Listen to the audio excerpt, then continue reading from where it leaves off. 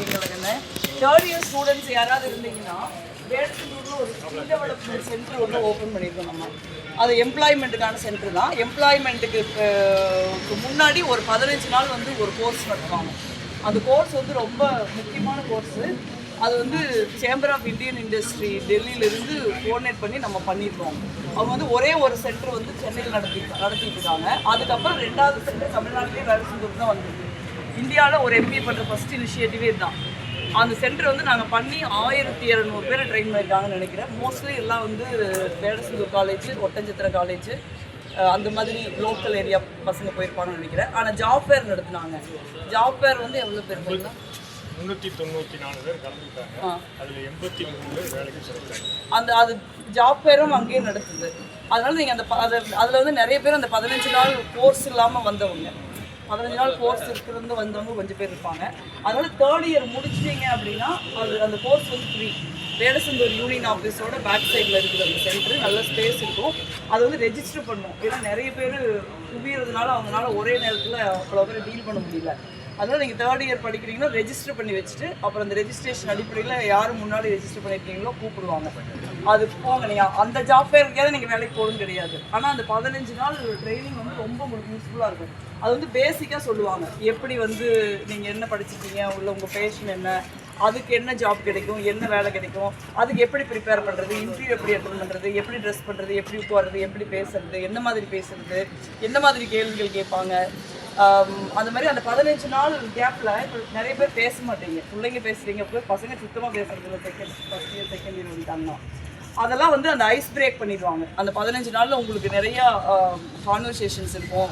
நீங்களே குரூப்பாக உட்காந்து பண்ணுவீங்க. நிறைய ஐஸ் பிரேக்கிங் செஷன்லாம் வைப்பாங்க. 15 டேஸ் கழித்து ரொம்ப டிஃப்ரெண்ட்டாக ஃபீல் பண்ணுறாங்க பசங்க பிள்ளைங்க.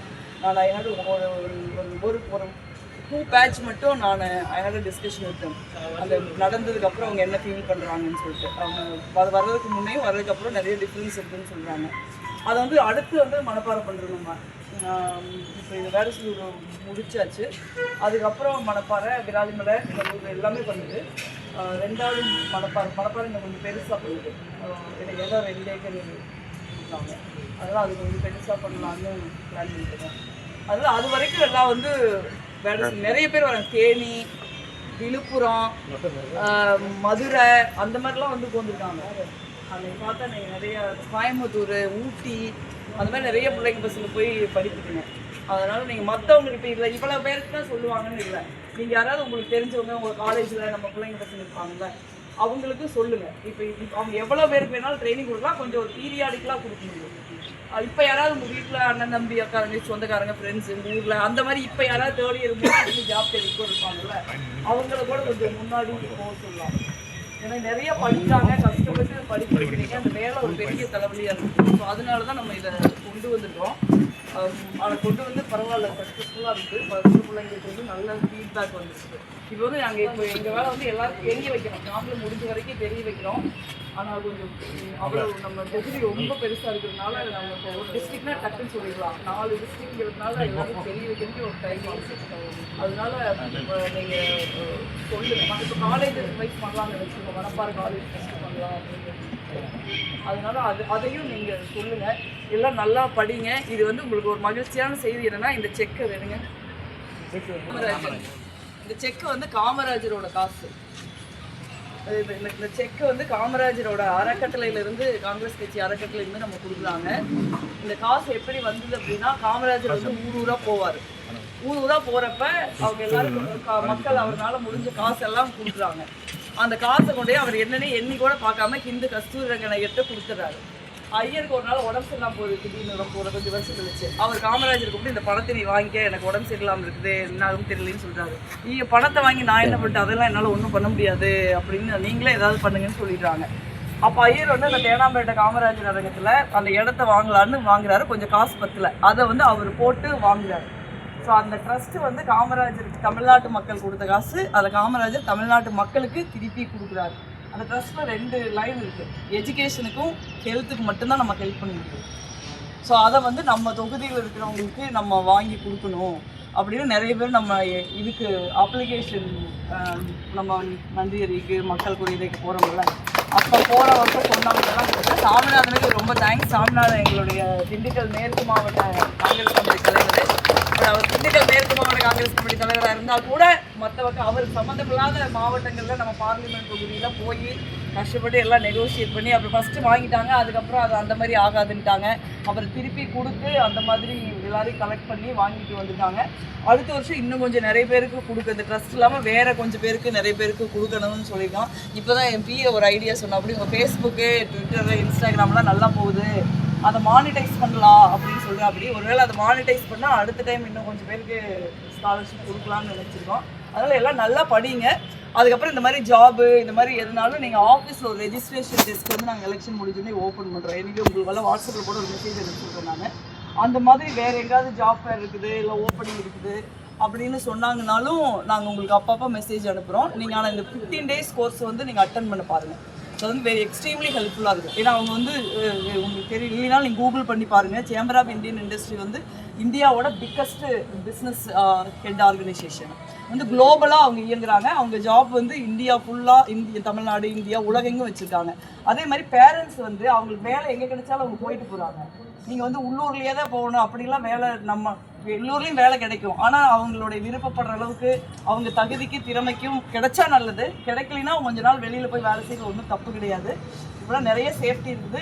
நம்ம ஒரு பொட்ட காலேஜுக்கே நம்ம தொகுதியிலேருந்து பிள்ளைங்க பசங்க போகிறாங்க அப்படின்னா நம்ம அவங்களுக்கு அதுக்கப்புறம் ஹெல்ப் பண்ணுறோம். அவங்க வேறு மாநிலத்துக்கு போகிறாங்க, இல்லை வேறு பெரிய காலேஜஸ் போகிறாங்க, அங்கே இங்கிலீஷ் தெரிய மாட்டேங்குது, இல்லை ஏதாவது இன்கன்வீனியன்ஸ் இருக்குது, அங்கே ரொம்ப எலைட்டாக இருக்குது, நம்ம ஊரில் கிராமத்துலேருந்து போயிருக்கோம், நம்மளால் அங்கே போய் பழக முடியல, செட் ஆக முடியல அப்படின்னு யாராவது வந்தாங்கன்னா கூட நம்ம வந்து அங்கே யாராவது நம்ம ஊர் ஸ்டூடெண்ட்ஸ் இருப்பாங்க, வாத்தியார்கள் டீச்சர்ஸ் இருப்பாங்க, ப்ரொஃபஸர்ஸ் இருப்பாங்க, அவங்கள பிடிச்சி இப்படி எங்கள் பசங்க பிள்ளைங்க அங்கே வந்திருக்காங்க, நீங்கள் கொஞ்சம் ஹெல்ப் பண்ணுங்கள் அப்படின்னு நம்ம சொல்கிறோம்.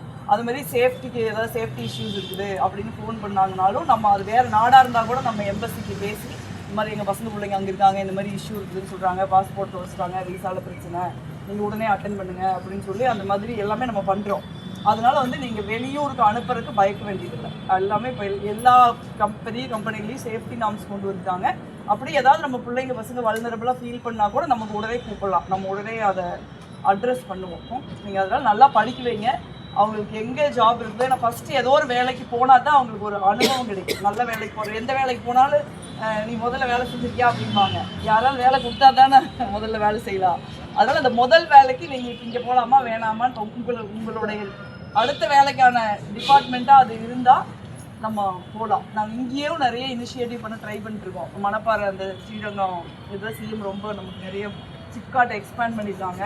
இங்கேயும் வந்து கரூரில் டைட்டில் பார்க்கு அதுலேருந்து நிறைய விஷயம் வருது. திண்டுக்கல்லில் அந்த இதை சிப்காட் திருப்பி போடலான்னு பேசிகிட்டு இருக்கோம் வேலை செய்ய தொகுதியில். அதனால அந்த மாதிரி நிறைய லோக்கலாகவும் நம்ம எம்ப்ளாய்மெண்ட் அரேஞ்ச் பண்ணுறோம். பட் இருந்தாலும் அவங்களுக்கு வந்து நம்ம மாநிலத்தை விட்டு இல்லை நம்ம ஊரை விட்டு நம்ம நாட்டை விட்டு போய் வேலை செய்கிறதுக்கு ஒரு ஆப்பர்ச்சுனிட்டி இருக்குது அப்படின்னா அதை ஒன்றும் நீங்கள் பயப்படாதீங்க. நம்ம பிள்ளைங்க பசங்களே ரொம்ப டேலண்டடாக தான் இருக்கிறாங்க, அவங்களே எல்லாரும் மிரட்டிடுவாங்க. பட் இருந்தாலும் ஆமாம், அது நர்சிங் படிக்கிற யாராவது இருந்தீங்கன்னா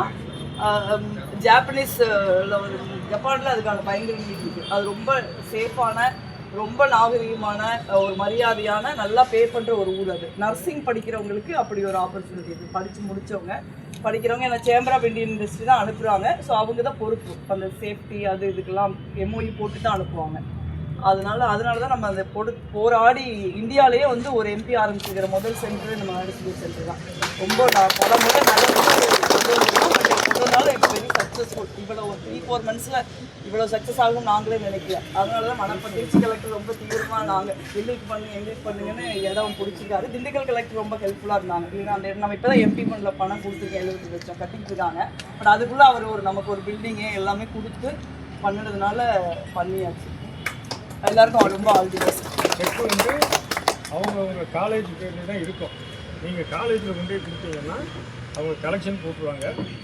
நம்ம ஃபீஸ் கட்ட வேண்டியதில் கழிச்சுக்கிட்டனாலும் கழிச்சுக்குவாங்க. இல்லை எடுத்து கொடுக்குறது நம்ம எல்லா ஃபீஸும் கட்டியிருந்தோம்னா எடுத்து கொடுக்க சொன்னீங்கன்னாலும் 2 நாள் அவங்க எடுத்து கொடுத்துருவாங்க. அதாவது பிரச்சனை இருந்தால் நீங்கள் போகும்போது அதே மாதிரி போகும்போது எல்லாருமே ஆஃபீஸ் நம்பர் வாங்கிப்பாங்க. கொடுக்க சொல்கிறோம். ஆமாம், கல்வி சம்மந்தப்பட்டதோ வேறு இது இல்லை ஏதாவது ஹெல்ப் ஆஃபீஸுக்கு. அதே மாதிரி இந்த கேன்சர், சிறுநீரக மாற்று அறுவை சிகிச்சை, இதயம், மூளை கட்டி அந்த மாதிரி ஆப்ரேஷன் பண்ணுறதுக்கும் ஒரு 34 பேருக்கு வருஷம் நம்ம ரெக்கமெண்ட் பண்ணலாம். அந்த மாதிரி ஏதாவது இருந்தாலும் ஒரு 50,000 to 3 lakhs வரைக்கும் பணம் கொடுப்பாங்க. அது வேற அப்புறம் வழக்கமாக சொல்கிறது தண்ணி இல்லை அது இல்லை அந்த மாதிரி இருந்தாலும் ஃபோன் பண்ணுறேன்.